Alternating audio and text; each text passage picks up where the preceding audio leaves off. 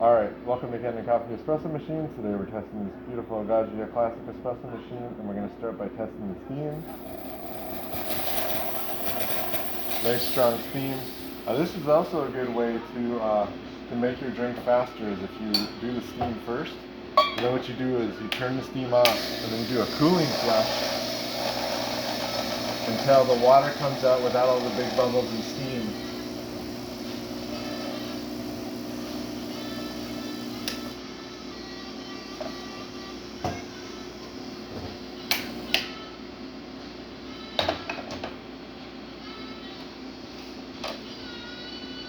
And then we make our shot.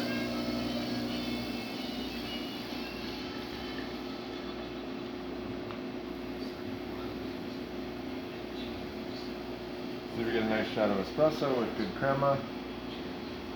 So thank you for watching with Kanen Coffee. Please like our videos below. If you'd like to see more videos like this, please subscribe to our channel. Thank you.